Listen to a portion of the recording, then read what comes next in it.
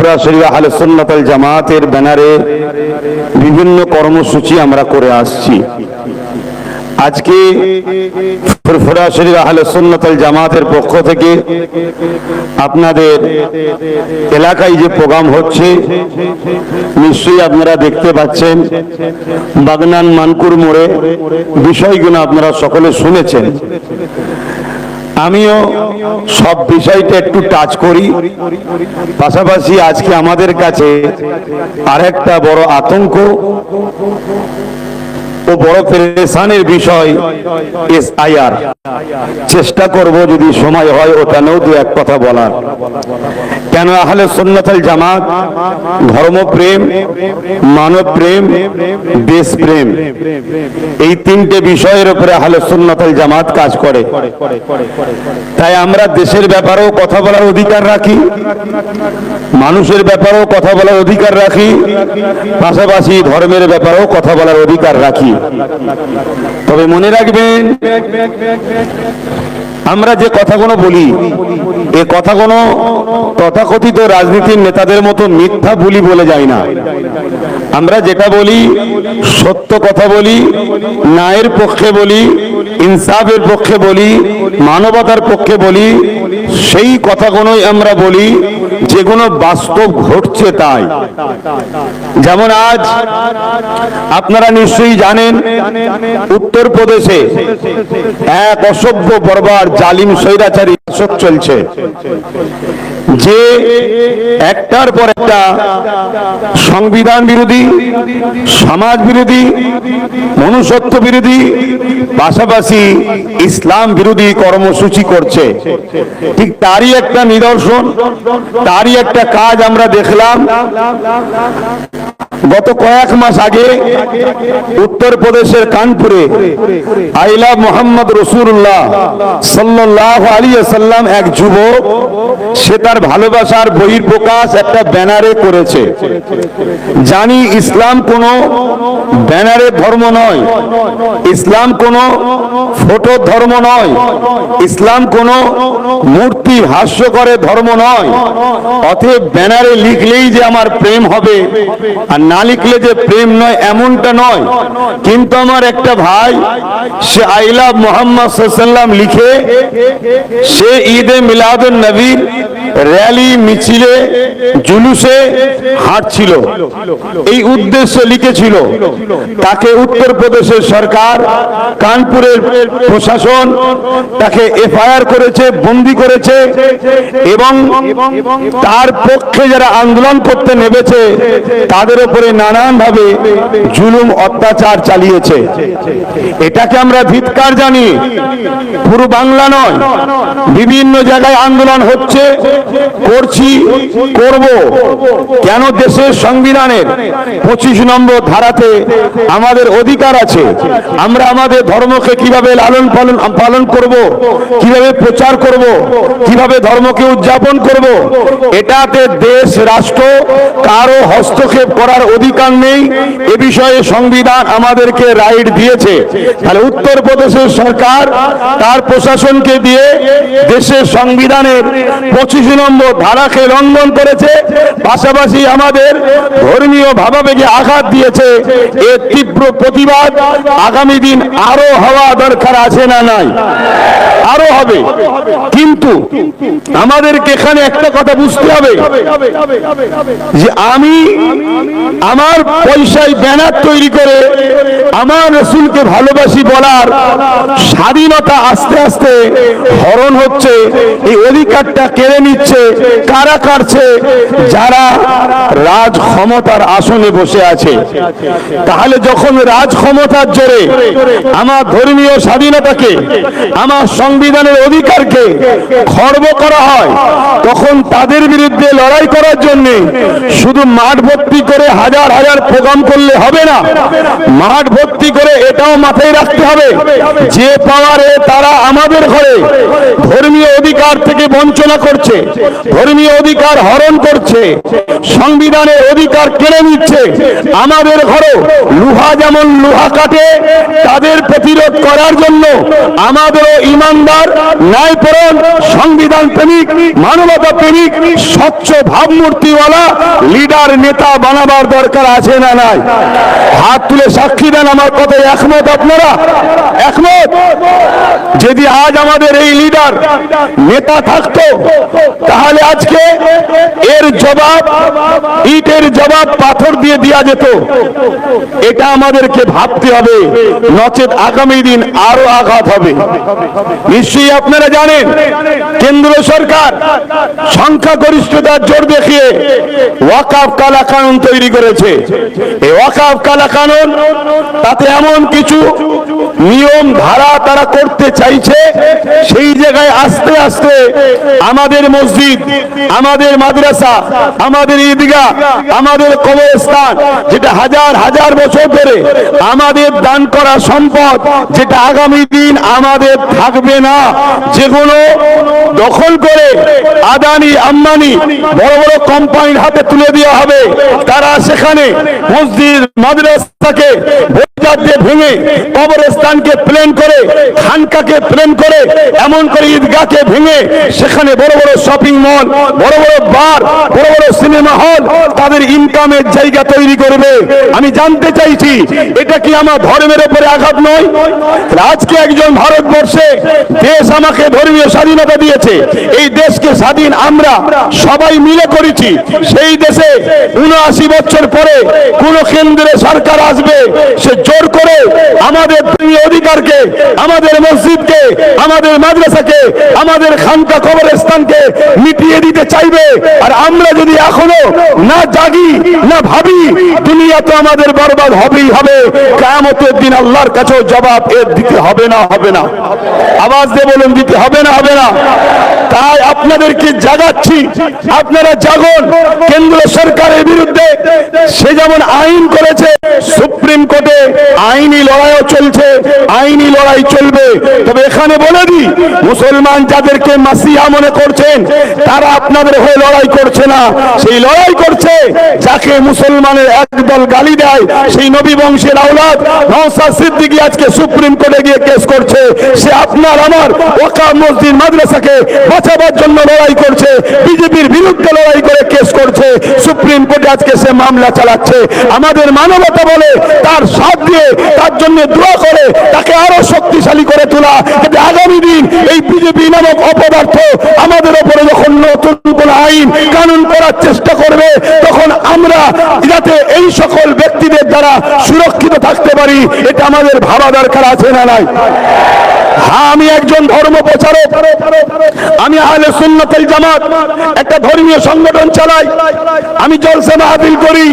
আপনি ইমাম, আপনি মাওলানা, আপনি মুফতি, আপনি বক্তা, ঠিক আছে, আপনার জায়গায় আপনি থাকুন, কিন্তু আপনার মানবতা কে বলছে যে আপনার মসজিদকে বাঁচাবার জন্য লড়ছে, তার পাশে সাথ দেওয়া দরকার না? যে বলবে মসজিদের পক্ষে কে দাঁড়ালে আমি তার সব থেকে বড় দুশ্মন হব, তার সাথ দেওয়া দরকার। এটা মুসলিম সমাজের ভাবা দরকার আছে না নাই? এই জন্য আপনাদেরকে বুঝতে হবে, খুব ভালো করে বুঝুন, আইনটা যারা করছে তারা কোন ক্ষমতায় করছে। এক তো সংবিধান বিরোধী, আবার ভারতবর্ষের দ্বিতীয় বৃহত্তম যে সম্প্রদায় মুসলমান, সেই মুসলিম সমাজের ধর্মীয় ভাবাবেগ মসজিদ মাদ্রাসা কবরস্থানের উপরে ডাইরেক্ট হস্তক্ষেপ করছে। কোন পাওয়ারে? রাজ পাওয়ারে। অতএব এই পাওয়ারকে রুখতে গেলে আমাদেরকেও রাজ পাওয়ারের কথা ভাবা দরকার আছে না নাই?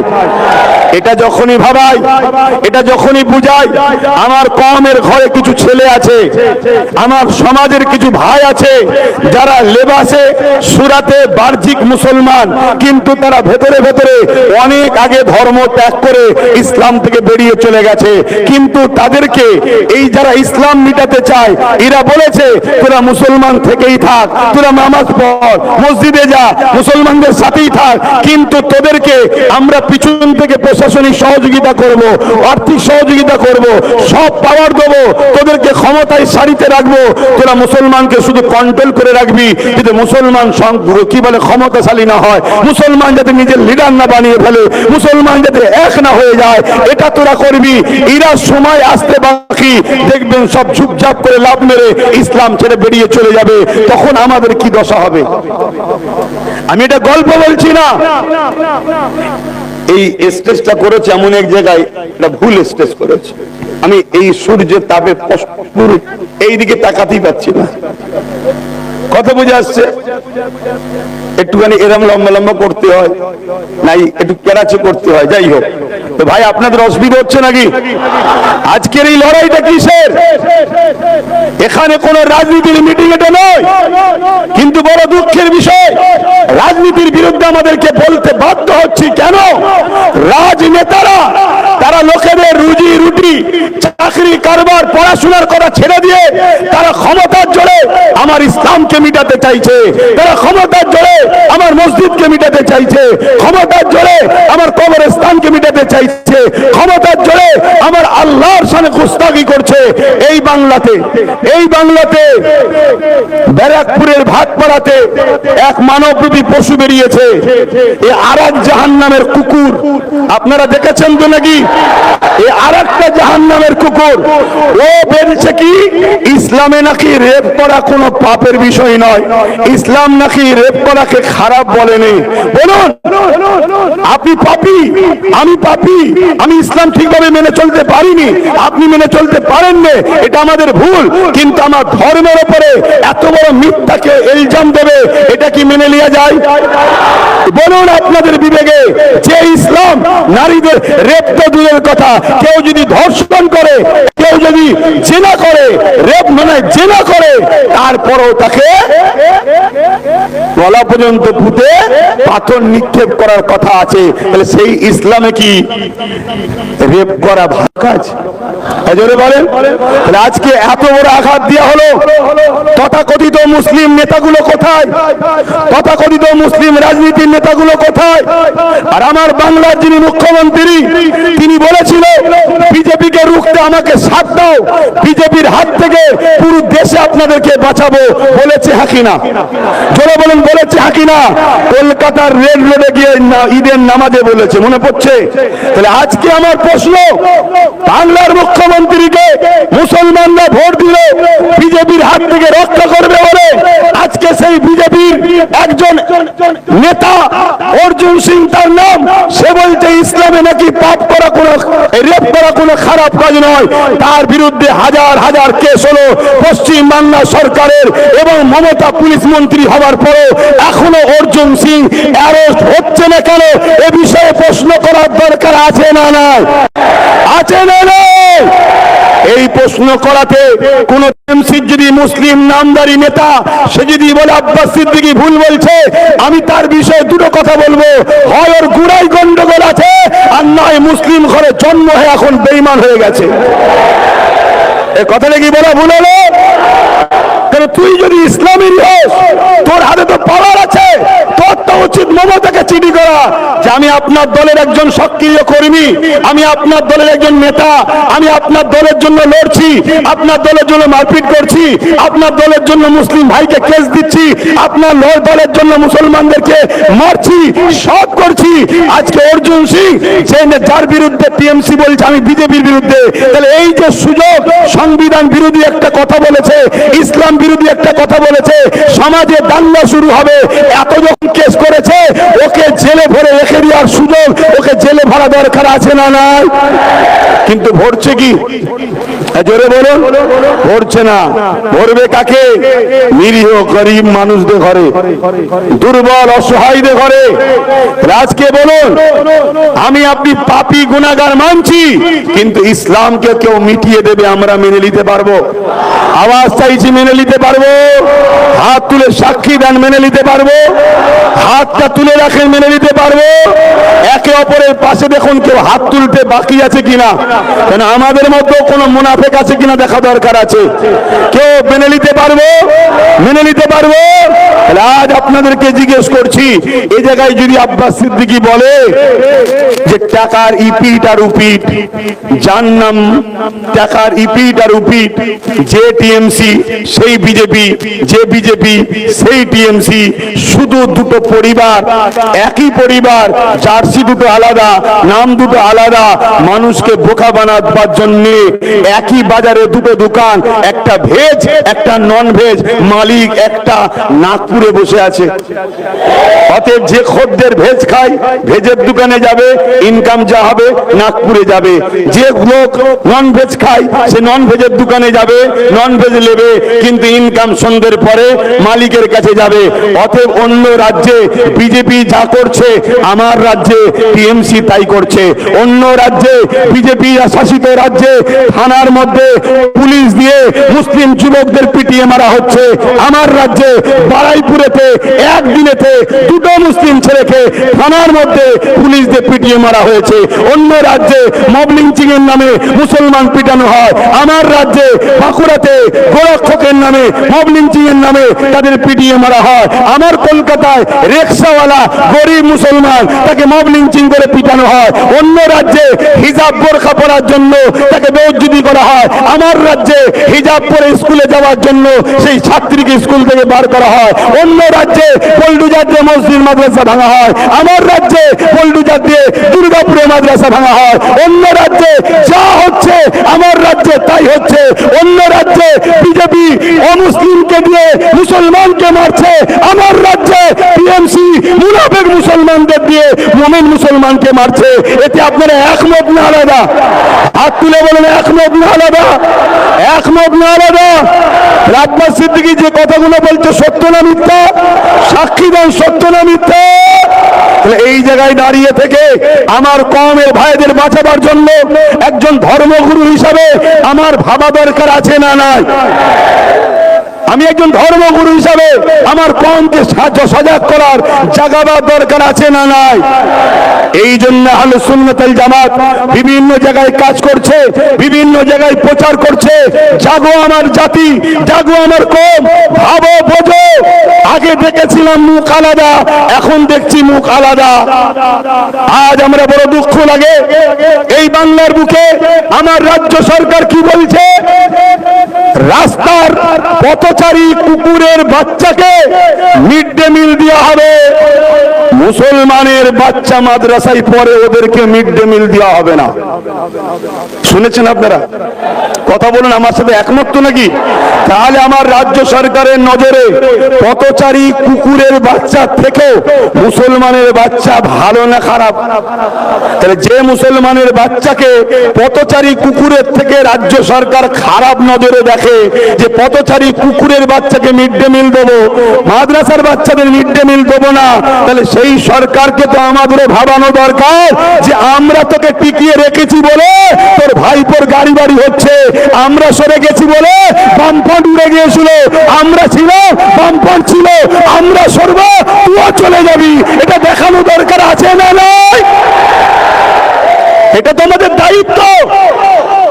একজন বাপ হিসাবে আমার ছেলেটা কি করে চাকরি পাবে, শিক্ষা পাবে, ভালোভাবে বাঁচবে, মাথা তুলে ধর্ম পালন করবে, এটা আমাদের ভাবা দরকার আছে না নয়?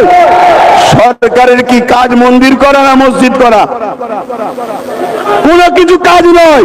সরকারের কাজ চারটে জিনিস নাগরিককে দিতেই হবে: শিক্ষা, স্বাস্থ্য, কর্মস্থান, বাসস্থান। সরকারকে দিতেই হবে, এটা সংবিধানের রুলস। শিক্ষা, স্বাস্থ্য, কর্মস্থান, বাসস্থান। বলুন, সরকার আমাদেরকে শিক্ষা দিচ্ছে? 25,000-এর উপরে স্কুল বাংলায় বন্ধ, উত্তরপ্রদেশেও বন্ধ, আসামেও বন্ধ, গুজরাটেও বন্ধ।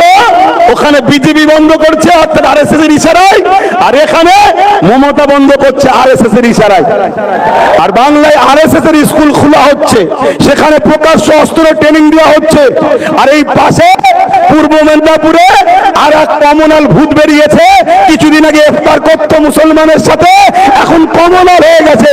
ও দিন রাত ধরে মুসলমানকে গাল দিচ্ছে, জিহাদি বলছে, রোহিঙ্গা বলছে, আর ওকে পাহারা দিচ্ছে কে? রাজ্য সরকারের পুলিশ।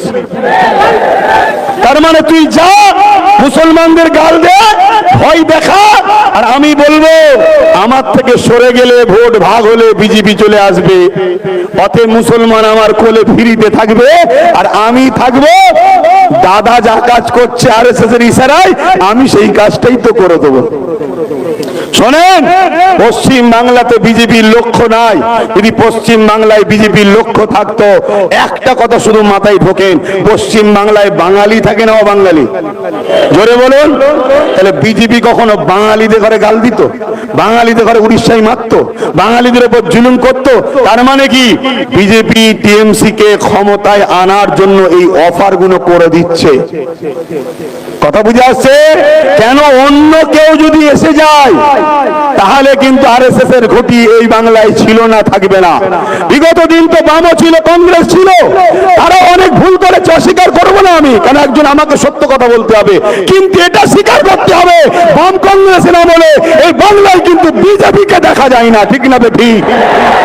ওই গুজরাটিদের ঘরের রাস্তা তো আপনি দেখিয়েছেন, ওই বাংলার রাস্তা চিনত কি করে?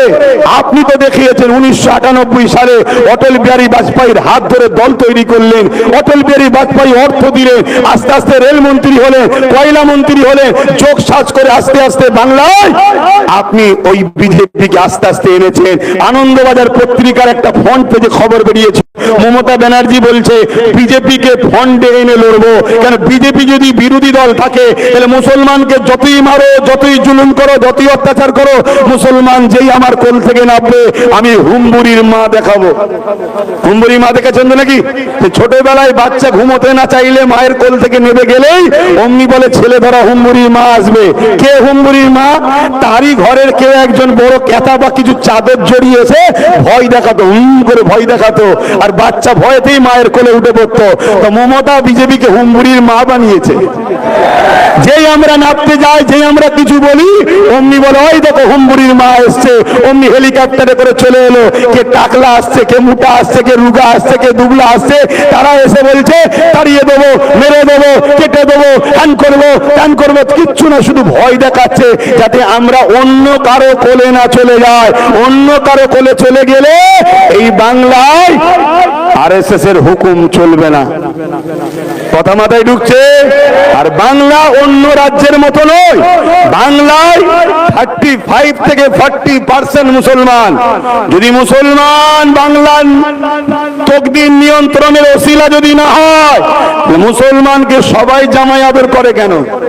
কিন্তু দুঃখের বিষয়, আমরা নিজেদের ঘরে নিজেরা নুন না বানিয়ে তেজপাতা বানিয়ে দিয়েছি। আরে নুন বানাও, নুন কথাটা শুনতে খারাপ লাগতে পারে, কিন্তু নুন বেশি নিলেও বিপদ, না নিলেও বিপদ।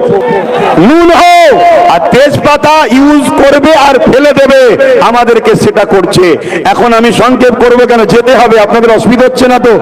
শেষ একটা বিষয় শুধু বলে যাব, এসআইআর বিষয়টা কি? এসআইআর বিষয়টা কি? অ্যাকচুয়ালি ভারতবর্ষের আগে 12 বার 13 বার এসআইআর হয়েছে, নির্বাচন কমিশনরা বলছে 8 বার হয়েছে, আমি এটা ধরেই চলছি। এসআইআর দেশের জন্য হওয়া ভালো, কিন্তু বর্তমান যে এসআইআর হচ্ছে, এই এসআইআরটা হলো রাজনীতির এসআইআর। এটা আমাদের জন্য বড় ভয়ঙ্কর, দেশের জন্য ভয়ঙ্কর। এ থেকে আমাদের সবাইকে সজাগ হওয়া দরকার আছে না নাই? কিন্তু আমি আপনাদেরকে প্রশ্ন করব, এই রাজ্য সরকার কি বলেছিল? আমি বেঁচে থাকতে এসআইআর হতে, জোরে বলুন, হতে। এসআইআর শুরু হয়েছে না হয়নি? তাহলে রাজ্য সরকার আজকে বলো সে বেঁচে আছে না মরে গেছে? তাহলে আজকে এসআইআর হলো কেন? এই কৈফিয়ত নেওয়া দরকার আছে না নাই? অথচ আমার ভারতবর্ষে অনেক রাজ্যে তারা তাদের বিধানসভাতে বিল পাস করে এসআইআর কে তাদের রাজ্যে রুখে দিয়েছে। আজকে মুসলমান আমরা রাজ্য সরকারকে 215টার উপরে এমএলএ দিলাম, তারাও তো বিধানসভায় বিল পাস করতে পারত যে আমার বাংলায় এসআইআর আমরা চাই না, এই বিল করা দরকার ছিল না, কিন্তু বাইরে বলছে এসআইআর হতে দেবো না, যদি হয় লড়াই করবো, একটা নাম বাদ গেলে ছাড়বো না। উপরন্ত 221 কোটি টাকা এসআইআর যাতে হয় রাজ্য সরকার খরচ করছে। আমি যে কথাগুলো বলছি রেকর্ড হচ্ছে না, হয়নি? হতে হুচুকে বাঙালির মতো লাফালে হবে না। তোমার মধ্যে যারা পরিমাণ যদি ইনসানিয়ত থাকে, তুমি যদি ইসলামের ঘরে সন্তান হও, তাহলে এই কথাকে যাচাই বাছাই করো, বলে আব্বাস সিদ্দিকীর বিরোধী করো। তাহলে 221 কোটি টাকা এসআইআর যাতে হয়, এর জন্য রাজ্য সরকার বাজেট করেছে। আর 90,000-এর কাছাকাছি লোক যাতে অফিসার এসআইআর দ্রুত করতে পারে, এই অফিসার রাজ্য সরকার নির্বাচন কমিশনারকে দিয়েছে 90,000-এর উপরে। তাহলে বলুন, রাজ্য সরকার এসআইআর এর পক্ষে না বিরুদ্ধে? বলুন। কিন্তু এরপরও আপনাদেরকে বলে দেবো, আপনারা ঘাবড়ে গিয়ে ভুল পদক্ষেপ নেবেন না। কাগজপত্র জড়ো করুন, কারণ আপনাদের ভোটেই যদি 21-এ কেউ সরকার হতে পারে, আপনাদের ভোটেই যদি 24-এ কেউ এমপি হতে পারে, আপনাদের ভোটেই যদি কেউ প্রধান হতে পারে, তাহলে আজ আপনাকে ভোট দেবে সেই এমএলএ, এমপি, মন্ত্রী, প্রধান করে আমাদের ধরা দরকার আছে না? তাই ঘাবড়ে গিয়ে কোনো ভুল পদক্ষেপ নেবেন না। কাগজ জোগাড় করুন। আর নামের একটু ভুলের জন্য অনেকে টেনশন করছে, খবরদার টেনশন করবেন না। বিশ্বাস যদি রাখেন, একটা কথা বলবো, চোখ কান খুলে রাখুন, কাগজ তৈরি রাখুন, নিজের জমি জায়গা পরিচয়পত্র যা আছে রেডি রাখুন। এতটুকু মনে রাখবেন, এই দেশ মোদি, অমিত শাহ কারো বাবাকালীন সম্পত্তি নয়। যদি কারো উপরে জুলুম হয়, আমরা পাবলিক যারা দেশকে বিজয় করেছি, আমাদের পূর্বপুরুষদের অবদান আছে, আমরা সংগঠিত ঐক্য হয়ে রাজনীতির বাইরে গিয়ে জনগণ, ভারতবাসী এক হয়ে যেভাবে ব্রিটিশদের বিরুদ্ধে লড়াই হয়েছে, আবার লড়াই আমরা করবো। রাজি আছে? যদি রাজি থাকেন উঠে দাঁড়ান, রাজি থাকেন উঠে দাঁড়ান, রাজি থাকেন উঠে দাঁড়ান। কিন্তু মনে রাখবেন, একটা লোক যদি জুলুম হয়, এর জন্য বিজেপি যেমন দোষী, রাজ্য সরকারও দোষী। কেন তুমি 90,000 অফিসার দিলে? কেন তুমি 221 কোটি টাকা এসআইআর এর জন্য খরচ করছো? এই বিজেপিও দোষী, রাজ্য সরকারও দোষী। আমার এই কথাতে কারা একমত? একটু হাত তুলে সাক্ষী দেবেন। একমত আপনারা? একমত আপনারা? একমত আপনারা? কতবার আন্দোলন করবেন? আন্দোলনের পাশাপাশি নিজেদের বাচ্চার ভবিষ্যতের জন্য মজবুত খুঁটি তৈরি করা দরকার আছে না? রাস্তা দিয়ে যাচ্ছেন, একটা কথা শুনে যান, রাস্তা দিয়ে যাচ্ছেন, কুকুর ঘেউ ঘেউ করছে, শুনছেন তো? যদি হাতে একটা লাঠি থাকে, ঘেউ ঘেউ করবে? জোরে বলেন। খালি হাতে আছি বলে এতিম বাচ্চাকে সবাই যেমন লুটে যায়, আমাদের কেউ নেই বলে যে যা খুশি করে যাচ্ছে। সবে একটা লাঠি হয়েছে, এরকম যদি গোটা 30-40 লাঠি থাকে, তাহলে লড়াইটা বাড়বে না কমবে? জোরে বলুন, বাড়বে না কমবে? আর একটা শেষ উদাহরণ দিচ্ছি, খুব ভালো করে শুনবেন। ধৈর্য আছে? 2 মিনিট ধৈর্য আছে? হাত তুলে বলুন, শুনতে চান? শুনতে চান? মন দিয়ে শোনেন, মা বোনেরাও শুনবেন। 1000 টাকায় বাচ্চার ভবিষ্যৎ বিক্রি করে দিয়েছেন মায়েরা, চাকরি বাকরি, শিক্ষা, পড়াশোনা শেষ। ভুল করেছেন মা, সময় এখনো আছে, যদি মনে হয় পরিবর্তন হয়। শোনেন মন দিয়ে, একটা কুকুর একটা খরগোশকে তাড়া করেছে। খরগোশ ছুটছে, কুকুরও ছুটছে, খরগোশ ছুটছে, কুকুরও ছুটছে। লাস্টে কুকুর হাঁপিয়ে গেছে, হাঁপিয়ে গিয়ে খরগোশকে বলছে, খরগোশ তোকে খাবো না, কিন্তু তোর সাথে একটা কথা আছে। কি কথা? বলছে, আমার ঠ্যাং এত বড় বড়, তোর ঠ্যাং এত ছোট ছোট, তারপরেও তোকে ধরতে পারিনি, কি ব্যাপার বলতে? কি? খরগোশ বলছে, মন দিয়ে শুনবেন, খরগোশ বলছে, আমি ছুটি নিজের বাঁচার জন্য, আর তুই ছুটিস মালিকের কে খুশি করার জন্য। তুই ছুটিস মালিককে খুশি করার জন্য, আর আমি ছুটি নিজে বাঁচার জন্য। আপনাদের বলবো, ছোট পা হতে পারে, ছোট দল হতে পারে, নিজের জন্য ছুটুন। যদি নিজের জন্য ছুটতে না পারেন, বড় পাওয়ালা কুকুরের মতো ছুটে লাভ নাই। সারা জীবন ছুটো, ধরতে পারবেন না আপনি কাউকে। অতএব নিজের পায়ে দাঁড়ান, নিজের কথা ভাবুন। মনে রাখবেন, লোহা না হলে লোহা কাটা যায় না, মুফতি না হলে মুফতির বিরুদ্ধে ফতোয়া দেওয়া যায় না, পীর না হলে পীরের বিরুদ্ধে কথা বলা যায় না, আম সমাজ খাবে না। আপনাদেরকে বলবো,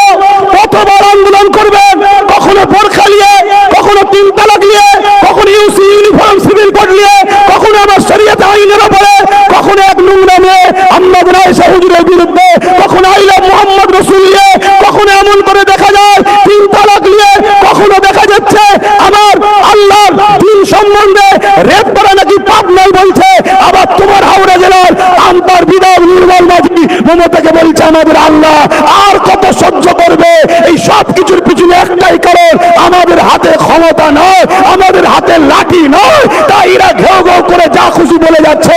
অতএব নিজেদের পাওয়ার তৈরি করা দরকার আছে না নাই? আছে না?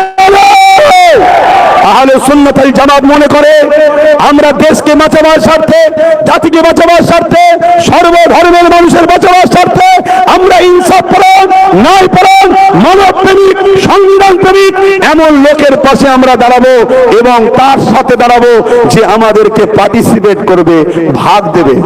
আমি একটা কথা বলেছিলাম, আপনাদের কাছে এসেছে কি জানি না, যে আব্বাস সিদ্দিকী বলেছে টিএমসি কে ভোট দেওয়া নাকি হারাম। আপনারা শুনেছেন? কারা কারা শুনেছেন একটু হাত তুলে দেখান।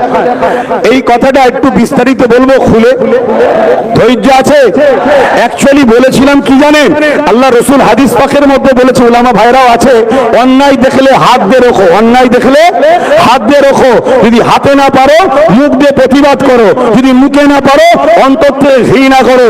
এই তিনটে যার মধ্যে নেই, রসুল বলছে তার মধ্যে ঈমান নেই। অর্থাৎ অন্যায় দেখেছে হাত দিয়ে রুকেছে, এ ক্যাটাগরির ঈমান। অন্যায় দেখেছে হাত দিয়ে রুকার ক্ষমতা নেই, মুখ দিয়ে প্রতিবাদ করেছে, সেকেন্ড ক্লাসের ঈমান। মুখ দিয়ে প্রতিবাদ করার ক্ষমতা নেই, অন্তর থেকে ঘৃণা করেছে, ঈমান আছে কিন্তু ঈমানের একদম শেষ স্তর।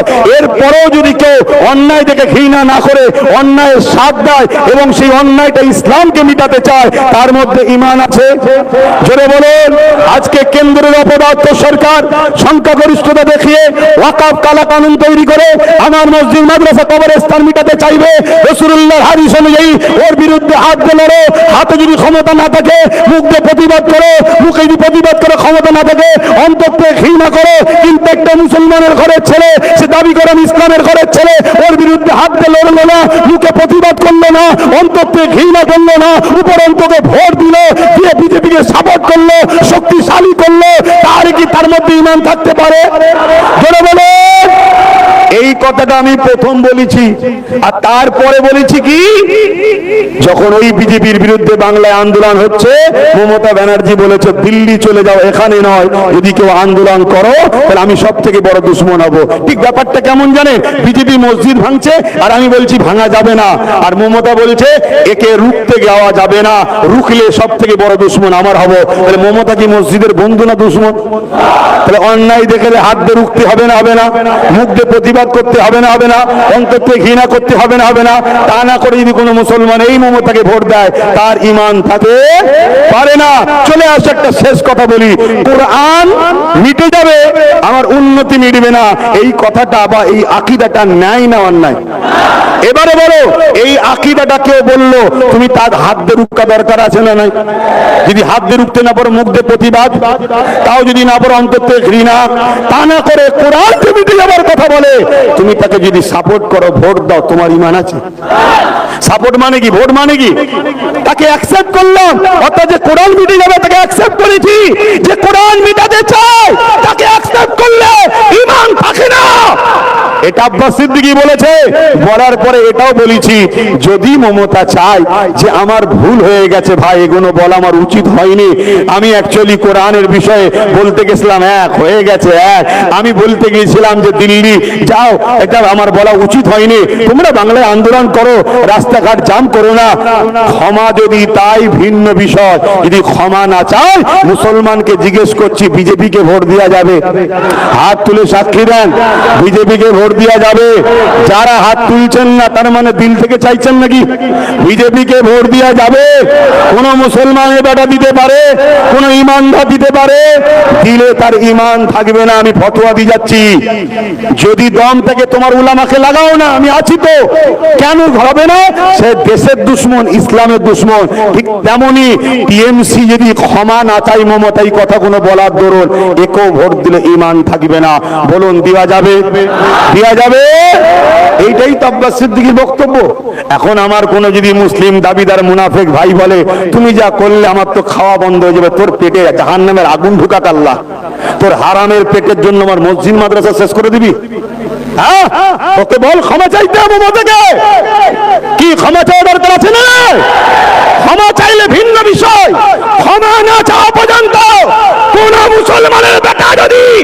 কে ভোট দেয় ঈমান থাকবে না, থাকবে না, থাকবে না, ছেড়ে দিয়ে গেলাম। তোমার কাছে প্রশাসনের পাওয়ার, গায়ের জোর দেখানোর বিষয়টা আলাদা। ফেরাউনের জোর অনেক ছিল, মিটিয়ে দিয়েছে আল্লাহ। নমরুদের জোর ছিল অনেক, মিটিয়ে দিয়েছে আল্লাহ। তো যা কার কথা নয়, আমার শেষ কথা, শেষ কথা, আপনারা আমার সাথে আছেন তো? আমি যদি ব্রিগেড ডাকি, গাড়ির পয়সা খরচ করে যাবেন? হাত লম্বা করে তোলেন। যাবেন, যাবেন, যাবেন। তবে 2 বছর 21-এ অজ্ঞান নলেজ সিটিতে প্রোগ্রাম হয়নি। আমি চাইছি 21-এ অজ্ঞান আগে প্রোগ্রামটা ওখানে হোক, তারপরে ব্রিগেডে আবার করব। তাই 21-এ অজ্ঞান নলেজ সিটিতে কি যাবেন না? হাত তুলে বলুন, যাবেন না? কথা ঠিক তো নাকি? আল্লাহ আপনাদের সুস্থ ভালো রাখো। সকলে আস্তে আস্তে যাবেন, ছোট্ট একটু দোয়া হবে। আমাদের এই সালাম এক কলি কি বলে দোয়া হবে, কোথায় গেল আমাদের মহাশয় আসছেন, একটু দোয়া করতেন, একটু ছোট্ট দোয়া হবে। আল্লাহুম্মা আমিন।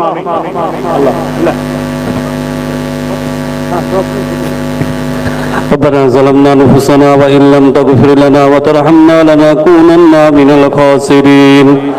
আয় আল্লাহ, এতগুলো মানুষ আপনার শাহী দরবারে আমরা হাত তুলেছি আল্লাহ, আমাদের সকলের ঈমান আমালকে মজবুতি করে দিন আল্লাহ। আমাদের জীবনের সমস্ত গুনাহকে আপনি মাফ করে দিন আল্লাহ। বেদিন বেঈমান দুশমন কাফেরদের হাত থেকে আমাদেরকে রক্ষা করুন আল্লাহ। আল্লাহ, মসজিদ, মাদ্রাসা, দরগা, ঈদগাহ, খানকাহ শরীফ, আমাদের মুসলমানদেরকে আপনি হেফাজত করুন আল্লাহ। ওয়া আখিরু দাওয়ানা আনিল হামদুলিল্লাহি রাব্বিল আলামিন। লা ইলাহা ইল্লাল্লাহু মুহাম্মাদুর রাসূলুল্লাহ। একটু স্লোগান দিন, নারে তাকবীর। কিন্তু যেখানে সর্বধর্মের লোকেরা বক্তব্য দেবে সেখানে স্লোগান কিন্তু ইসলামের দেবেন না। এটা আমার ধর্ম ব্যাপার, ঠিক তো? কারণ কাল যখন ব্রিগেডে করব, অন্য ধর্মের মানুষরাও আসবে। কি আসবে না আসবে না? আমরা যারাই নারে তাকবীর, নারে তাকবীর। হাত তুলে বলুন লব্বাইক, লব্বাইক, লব্বাইক, লব্বাইক। I love মুহাম্মাদুর রাসূলুল্লাহ সাল্লাল্লাহু আলাইহি ওয়াসাল্লাম। ভারতবর্ষ, ভারতবর্ষ, ভারতবর্ষের সংবিধান নারী দিবে। ভারতবর্ষের সর্বধর্মের মানুষের ঐক্য। আমাদের লড়াই যারা দেশের বিরুদ্ধে, সেই কেন্দ্রের বিজেপি সরকারের বিরুদ্ধে লড়াই। ইসলাম